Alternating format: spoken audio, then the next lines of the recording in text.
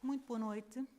Na sequência de uma primeira fase em que esta Comissão definiu os critérios indemnizatórios relativamente às vítimas mortais, que teve depois sequência no trabalho que está a ser feito no âmbito da Provedoria de Justiça, houve uma segunda fase em que esta mesma Comissão, este conjunto de senhores que aqui estão, elaborou os critérios relativos às indemnizações quanto aos feridos graves. Portanto, a Comissão entregou hoje ao Governo o relatório relativo à definição de critérios para os feridos graves e agora, obviamente, seguir-se-á relativamente aos feridos graves o mesmo procedimento na Provedoria de Justiça.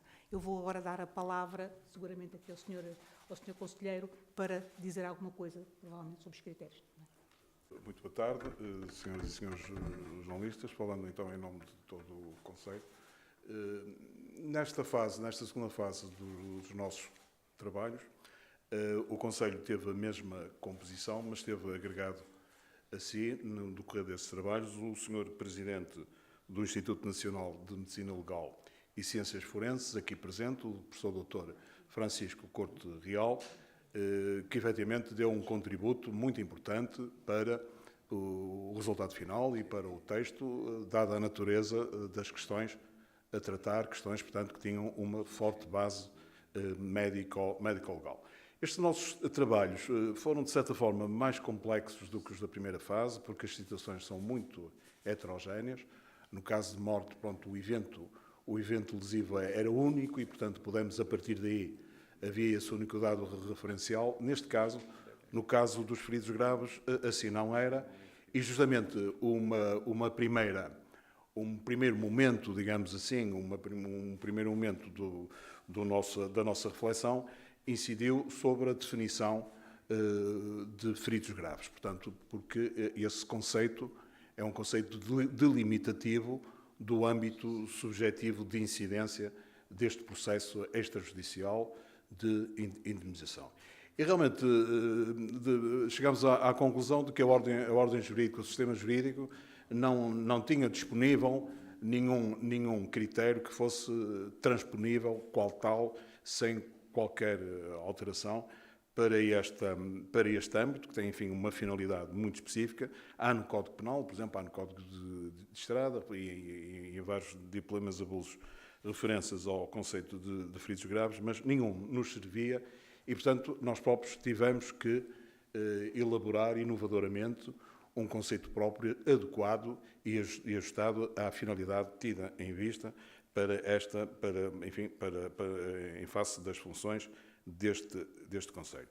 Optamos por fazer uma previsão em várias normas, digamos assim, não numa única cláusula geral, abrangente de todos os casos, mas, portanto, 5 linhas, creio eu, se não erro, portanto, cinco situações em que,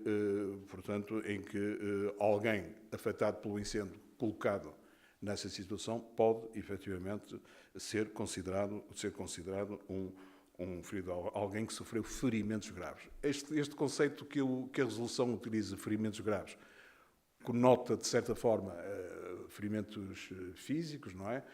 Corporais, propriamente ditos, mas o Conselho, digamos, entendeu que deviam ser abrangidos também danos de natureza psíquica, não é? Que poderá haver, não sei concretamente se já foram apurados, mas poderá haver, enfim, pessoas que foram sujeitas a acontecimentos tão traumáticos.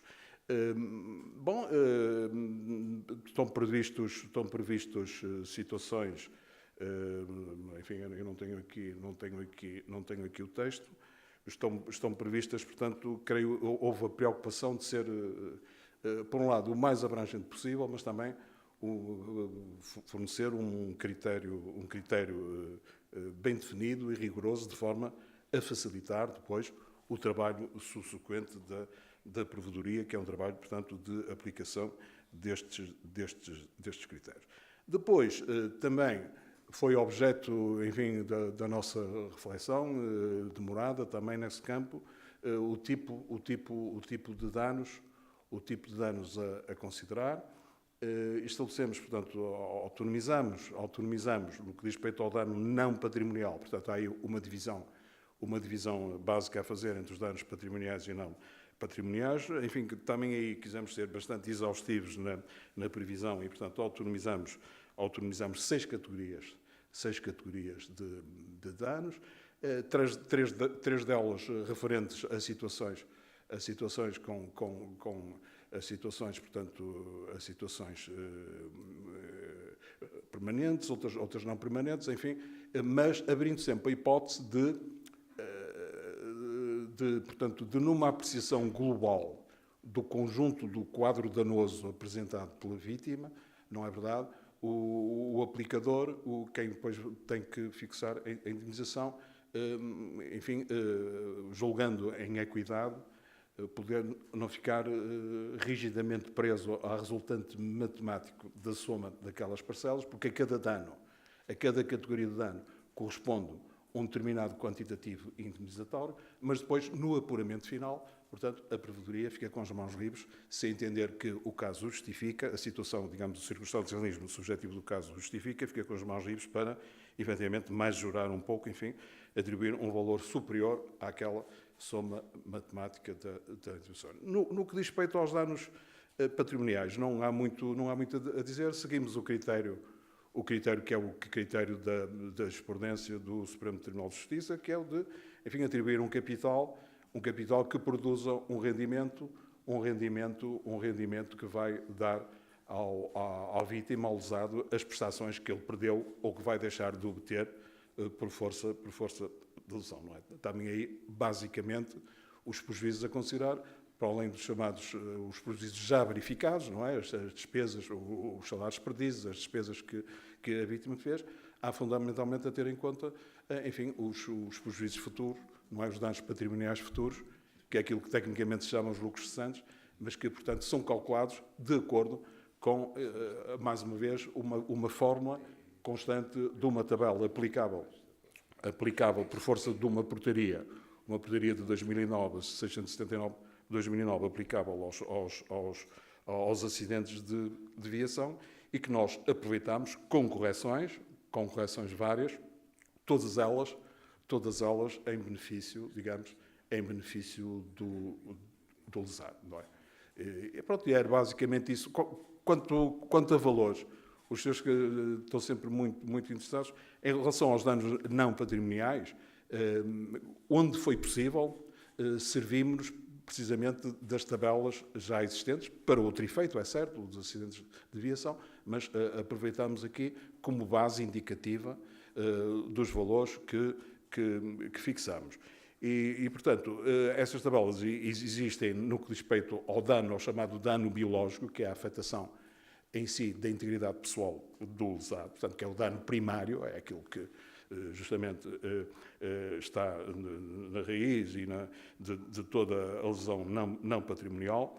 Aí há uma tabela que nós aproveitamos, mas com uma correção para mais, digamos assim, significativa. Depois, no caso, também há tabelas no caso do dano da dor, que é indemnizável autonomamente, e aí, portanto, a tabela vai de 1.000 euros para... A tabela assenta numa peritagem médico-legal, portanto, que tem como grau máximo 7, portanto, o grau máximo de dor corresponde a 7, e nós, para esse patamar máximo, fixamos 10.000 euros. No caso do dano estético, também é uma tabela cujo grau máximo é 7, aí o valor máximo que nós indicamos é de 15.000 euros, não é? E, portanto, valores superiores, francamente superiores aos que constam da tabela, mas, de todo modo, são critérios inspirados, digamos, nessa mesma. Bom, e foi isto, quer dizer, felizmente tivemos mais tempo do que no caso anterior da indenização por morte e ele foi bem necessário porque realmente